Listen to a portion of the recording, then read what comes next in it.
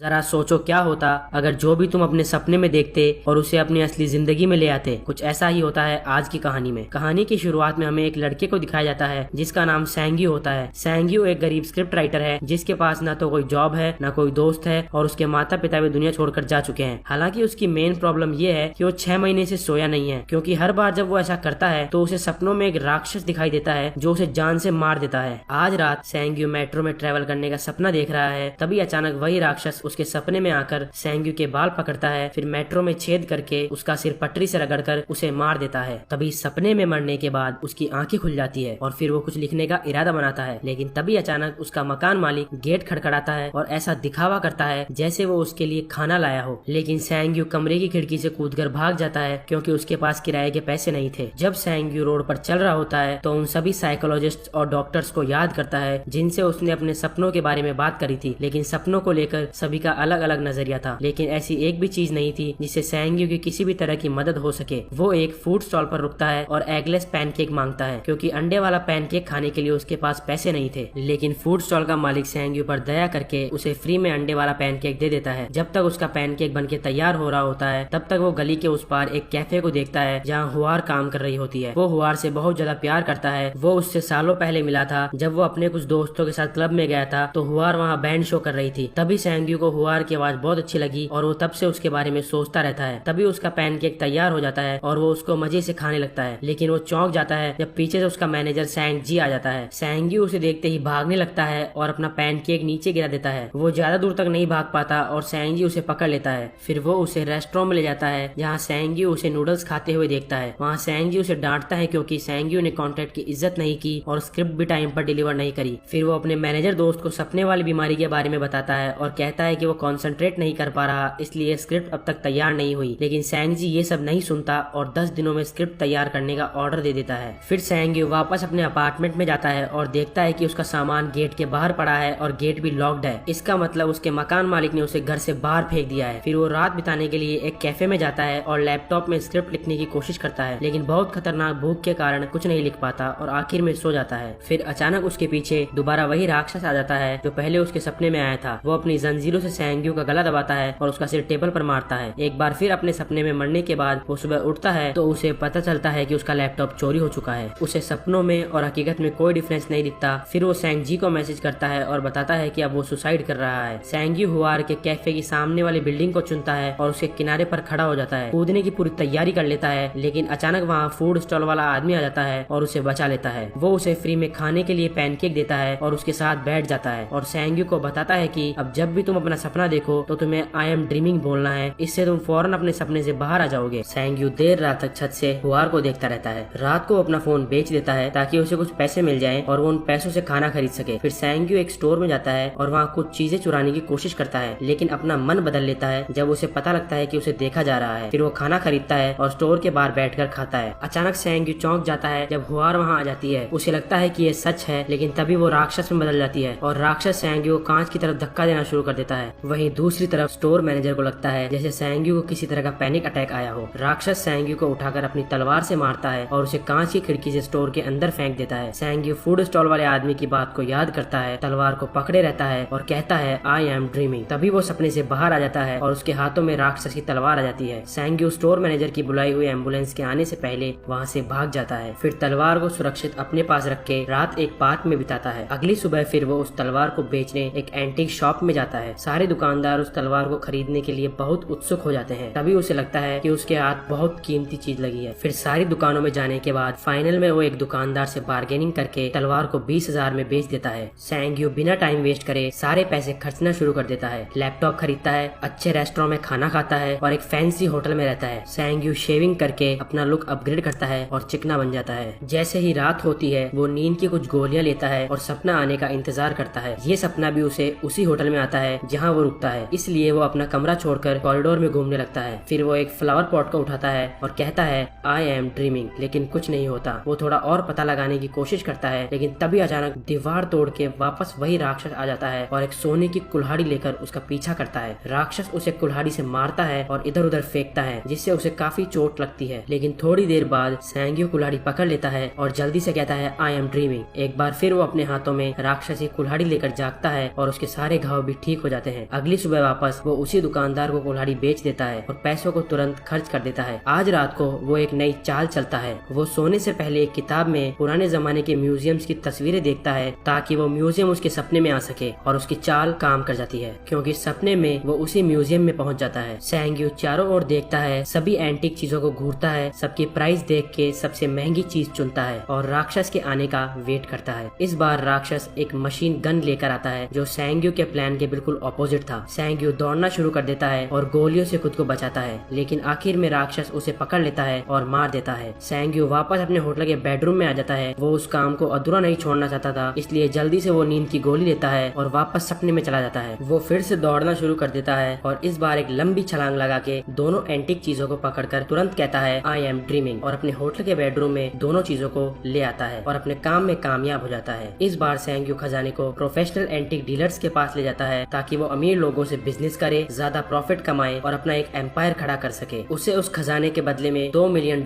मिलते हैं। जब वो डीलर से मिलके बाहर आता है तो रास्ते में उसे सैंग मिल जाता है जो बहुत गुस्से में उसके पास आता है क्योंकि उसे लग रहा था कि सैंग्यू मर चुका है। सैंग्यू उसे एक फैंसी रेस्टोरेंट में खाने के लिए इनवाइट करता है और उसे उसके पैसे वापस देता है जो उसने स्क्रिप्ट लिखने के लिए दिए थे। अगले दिन सैंग्यू हुआर के कैफे में जाता है और कॉफी ऑर्डर करने के बाद उससे पूछता है कि क्या वो उसे पहचानती है, लेकिन हुआर पहचानने से मना कर देती है। उसी रात सैंग्यू सैंग जी के साथ डिनर में ड्रिंक कर लेता है। सैंग जी उसकी सफलता का राज जानना चाहता है, इसलिए सैंग्यू को उसके होटल के कमरे में ले जाता है और उसे बेड पर लेटाने के बाद वहाँ से जाने का नाटक करता है। वो वापस आता है और सैंग्यू के वॉलेट और चेकबुक को देखता है, लेकिन वो चौंक जाता है जब अचानक सैंग्यू अपने हाथों में गोल्ड की बहुत सारी चेनों के साथ नींद से जाग जाता है। सैंग जी उसका राज जान जाता है। अगले दिन सैंग्यू हुआर का कैफे खरीद लेता है और उससे यह डील करता है कि अगर प्रॉफिट हुआ तो दोनों पैसे इक्वली शेयर करेंगे और लॉस हुआ तो सारे मैं दूंगा। ये दिखाने के लिए कि हुआर सैंग्यू की कितनी आभारी है, वो उसे डिनर पर इनवाइट करती है जहाँ वो दोनों अपने शेयर्ड बिजनेस के बारे में बातें करते हैं। सैंग्यू वापस अपने होटल के रूम में आ जाता है जहाँ वो एडवेंचरस सपनों में चला जाता है और सैंग जी उसकी बॉडी को प्रोटेक्ट करता है। अपने सपनों में वो बैंक लूटता है जहाँ वो दिखाता है कि अब वो इन चीजों में एक्सपर्ट हो चुका है। उसका अब सपनों पर पूरा कंट्रोल है और वो अपने दिमाग से इन चीजों को अपने इशारों पर नचाता है। राक्षस भी अब उसका कुछ नहीं कर सकता क्योंकि वो उसे भी मुंह तोड़ जवाब देना सीख गया है। सैंग्यू अपने सपने से लाल रंग की लग्जरी गाड़ी भी लाता है। सैंग्यू गिफ्ट के तौर पर एक पैसों का बैग फूड स्टॉल वाले आदमी के पास भी रख देता है, इतनी बार फ्री में खाना देने के लिए। कैफे बंद होने के बाद सैंग्यू हुआर के साथ वॉक पर जाता है और थोड़ी सी बातचीत के बाद हुआर गैस कर लेती है कि सैंग्यू एक स्क्रिप्ट राइटर है। सैंग्यू पकड़ा न जाए इसलिए उसने एक स्क्रिप्ट लिखी और सैंग जी को पढ़ने के लिए दी। तब तक वो एक सपना देखता है और जैसे ही सैंग्यू नींद से उठता है, सैंग जी बहुत अच्छी स्क्रिप्ट होने के कारण उसे पढ़ के रो रहा होता है। वो दोनों स्क्रिप्ट को फिल्म कंपनी को बेचने का प्लान बनाते हैं और बेस्ट एक्टर्स को हायर करने के लिए कंपनी को पैसे भी देते हैं ताकि मूवी हिट रहे। कुछ दिनों बाद सैंग्यू अपने सपने में कुछ अजीब चीज नोटिस करता है। वो एक राक्षसी साधु को गर्दन नीचे करके सिंहासन पर बैठे हुए देखता है और जब वो उसके शरीर से उसका गोल्डन बेल्ट निकालने की कोशिश करता है तो सैंग्यू की अंगुलियां गायब होने लगती है और जलने लगती है, लेकिन वो हार नहीं मानता और अपना हाथ पीछे लेने के बाद दोबारा बेल्ट को निकालने की कोशिश करता है और इस बार कामयाब हो जाता है। एक रात सैंग्यू हुआर को उसी छत पर ले जाता है जहाँ वो सुसाइड करने की कोशिश करता है। उसे फायर क्रैकर शो दिखाता है जो उसने स्पेशली हुआर के लिए ऑर्गेनाइज किया था। जब सैंग्यू अपने रूम में वापस पहुँचता है तो सैंग जी आज रात का खजाना लूटने के लिए तैयार हो जाता है, लेकिन सैंग्यू उसे मना कर देता है और अकेला ही सो जाता है। फिर सपने में वो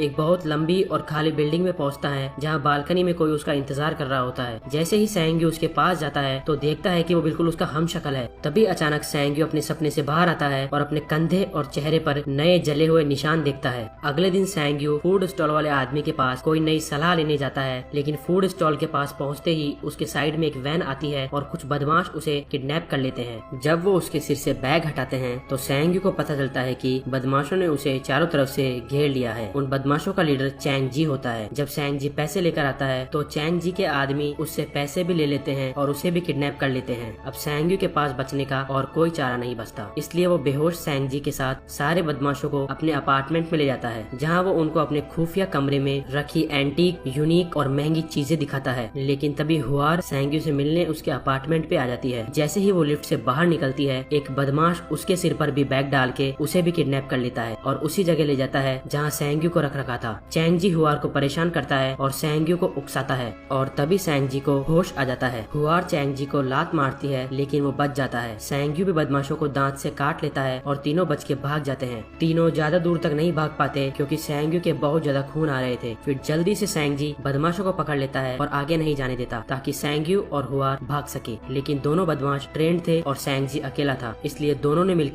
सैंगजी को जान से मार दिया। जैसे ही सैंग्यू और हुआर सीढ़ियों से ऊपर पहुंचते हैं, एक बदमाश उन्हें पकड़ लेता है और वो दोनों के साथ मारपीट करता रहता है। थोड़ी देर बाद सैंग्यू अचानक खुद को बहुत सारे खंडरों में पाता है, जहाँ वो काले पानी से ढका हुआ होता है, जो हिलने डुलने पर जल्द ही उसकी पूरी बॉडी से हट जाता है। चारों ओर देखने के बाद वो एक चमकते हुए गेट को छूता है, जिसमें दिखाया जाता है कि उस रात स्टोर के बाहर से उसे एम्बुलेंस में ले जाया गया था। जब ये खत्म हो जाता है तो वहाँ से बाहर निकलने के लिए वो आई एम ड्रीमिंग कहता है, लेकिन कुछ नहीं होता, बल्कि उसका ब्लड लॉस होने लग जाता है। अचानक उसका शरीर बदलना शुरू हो जाता है और सैंग्यू दानव यानी राक्षस बन जाता है। फिर उसके हाथ में एक कुल्हाड़ी आ जाती है, जिससे वो दीवार को तोड़ने की कोशिश करता है। आखिर में जब दीवार टूट जाती है तो राक्षस सैंग्यू के लिविंग रूम में आ जाता है और राक्षस सभी बदमाशों को मशीन गन से मार देता है। फिर राक्षस सैंग्यू को मारने के लिए उसके पास जाता है और सैंग्यू को मार देता है। फिर सभी एंटीक चीजें जो वो अपने सपनों से लाया था गायब होने लगती है, उसके अपार्टमेंट से भी और अमीर लोगों के कलेक्शन से भी। और जब वो जागता है तो खुद को वापस उसी स्टोर पर पाता है जहाँ हुआर राक्षस में बदल गई थी। और अब तक जो भी हुआ है वो सब कुछ एक बहुत लंबा सपना था और तब से सैंग्यू वहीं स्टोर के बाहर ही सो रहा है। हुआर ने सैंग्यू को कॉन्सर्ट में देखा था, इसलिए वो उसे पहचान जाती है। उसे सैंग्यू पर दया आ जाती है और वो उसे रियलिटी में खाना खिलाती है।